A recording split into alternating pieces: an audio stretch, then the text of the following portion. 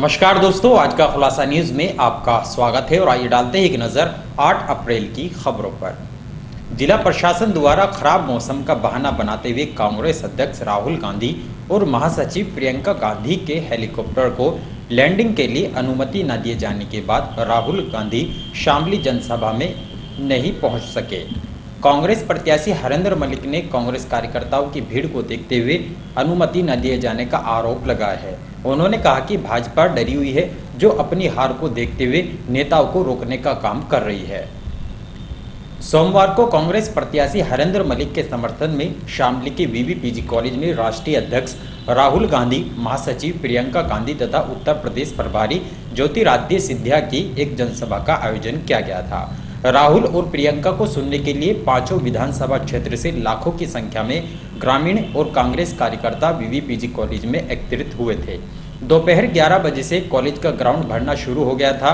राहुल और प्रियंका की सहारनपुर के बाद शामली में जनसभा होनी थी, लेकिन उत्तर प्रदेश शासन ने मौसम खराब होने का हवाला देते हुए सहारनपुर में अनुमति नहीं दी, जिसके बाद शामली का प्रोग्राम बना। लेकिन यहां भी दोपहर करीब 3 बजे तक प्रतीक्षा करने के बाद उत्तर प्रदेश प्रशासन ने मौसम खराब होने का हवाला देते हुए हेलीकॉप्टर को कोई अनुमति प्रदान नहीं की।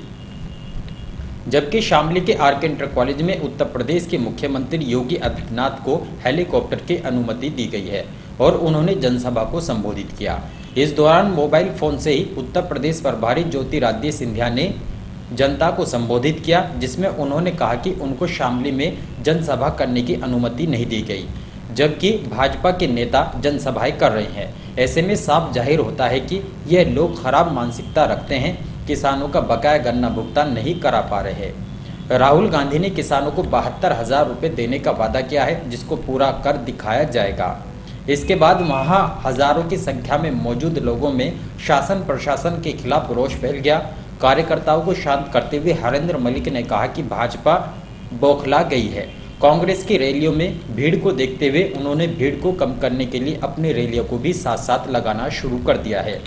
शामली में भी भारी भीड़ को देखते हुए मौसम खराब होने का बहाना बनाते हुए क्लियरेंस नहीं दिया गया।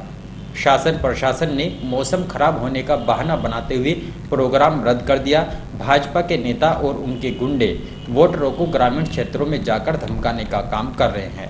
उन्होंने कहा कि सपा और बीजेपी एक हो चुके हैं, दोनों मिलकर साजिश रच रहे हैं। कैराना से सपा तो हार मान चुकी है, इसलिए उनके लिए राष्ट्रीय नेता ने प्रोग्राम भी नहीं दिया। कोई आया नहीं, वे अपने हार को स्वीकार कर चुके हैं। अब वे दोनों मिलकर कांग्रेस के खिलाफ लगे हैं। उन्होंने कहा कि अब उनको लगता है कि जिला प्रशासन निष्पक्ष चुनाव नहीं करा पाएगा। उन्होंने चुनाव आयोग से पैरामिलिट्री फोर्स को तैनात कर निष्पक्ष चुनाव कराए जाने की मांग की है। उन्होंने गढ़ीपुख्ता क्षेत्र में पकड़े गए 1 करोड़ रुपए पर भी बोलते हुए कहा कि गंगोम से चलकर रुपया कैराना भेजा जा रहा था, उसकी निष्पक्ष जांच कराई जाए। उन्होंने ग्रामीणों से भाजपा के षड्यंत्र को समझते हुए आगामी 11 अप्रैल को सबक सिखाए जाने का आह्वान किया है। ये भारतीय जनता पार्टी यहाँ भीड़ को देख करके बौखला थी। बिजनौर, सहारनपुर और मुजफ्फरनगर तीनों इतनी जबरदस्त भीड़ हुई कि जब इन्हें कोई चारा नहीं मिला। पहले तो इन्होंने अंदाजा भीड़ का इन्हें पहले से था, तो इन्होंने योगी जी की मीटिंग साथ साथ लगाई। पर जब उनकी मीटिंग में आदमी नहीं थे और यहाँ भीड़ ज़्यादा हुई, तो इन्होंने मौसम खराब कह करके क्लियरेंस नहीं दिया। आप जानते हैं जो एसपीजी से प्रोटेक्टेड लोग हैं वो बिना क्लियरेंस के उड़ नहीं सकते। सही है। और इन्होंने मना कर दिया तो क्या करें। कहीं ना कहीं ये भी आरोप लगाया गया, तो वोटरों को भी धमकाया जा रहा है। वोटरों को धमकाया जा रहा है, ईसोपुर झील में धमकाया गया, वोटरों को धमकाया जा रहा है, पठेर में धमकाया, कई जगह धमकाया जा रहा है।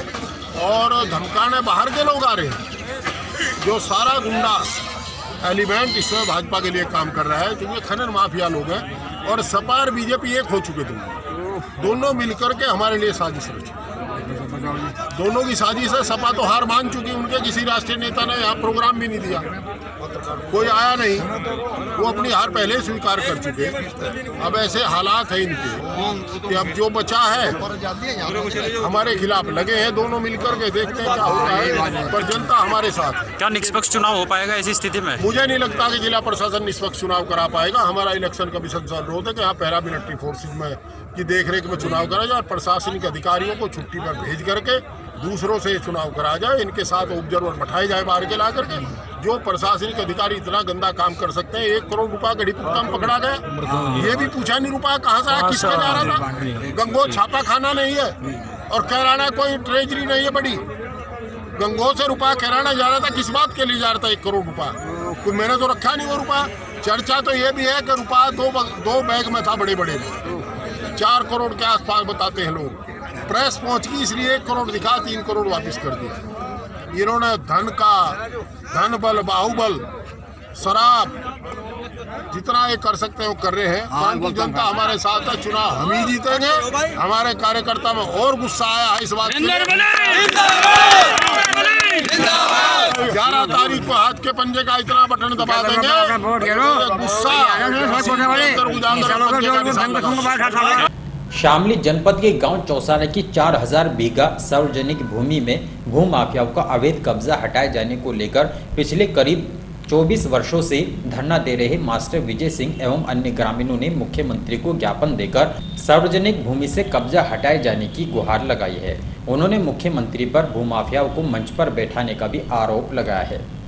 शामली में भाजपा प्रत्याशी प्रदीप चौधरी के समर्थन में आयोजित चुनावी सभा को संबोधित करने पहुंचे प्रदेश के मुख्यमंत्री योगी आदित्यनाथ को सभा समाप्ति के बाद सभा स्थल से वापस लौटते समय मास्टर विजय सिंह एवं अन्य ग्रामीणों ने उन्हें ज्ञापन देने का प्रयास किया, लेकिन पुलिस ने उन्हें मुख्यमंत्री से मिलने से रोकने का प्रयास किया, जिस पर वहां हंगामा खड़ा हो गया। बाद में मास्टर विजय सिंह ने पुलिस प्रशासन के माध्यम से अपना ज्ञापन मुख्यमंत्री को पहुंचाया। ज्ञापन में कहा गया कि गांव चौसानी की 4000 बीघा सार्वजनिक कृषि भूमि, जिसकी अनुमानित कीमत लगभग 400 करोड़ रुपए है, पूर्व विधायक ठाकुर जगत सिंह व उनके परिवार तथा अन्य भूमाफियाओं ने राजनीतिक दबाव, भ्रष्टाचार के तहत राजस्व अधिकारी व कर्मचारियों की मिलीभगत से राजस्व रिकॉर्ड में हेराफेरी कर अवैध कब्जा कर रखा है।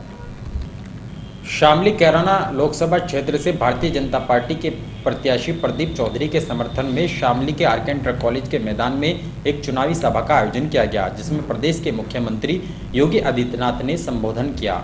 सभा की अध्यक्षता खाप के मुखिया दादा बलजीत सिंह हरियाणा तथा संचालन रामजीलाल कश्यप ने किया।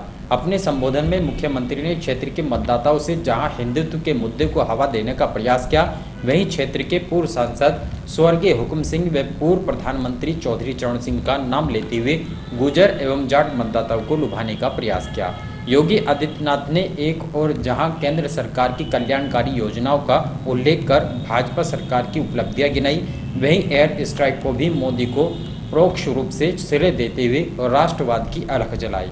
उन्होंने सपा बसपा सरकारों के शासनकाल में कैराना क्षेत्र में व्याप्त गुंडागर्दी व पलायन के मुद्दे को भी हवा देते हुए कानून व्यवस्था का सुधार करने का उल्लेख किया। इसके लिए अपनी सरकार की पीठ भी थपथपाई है।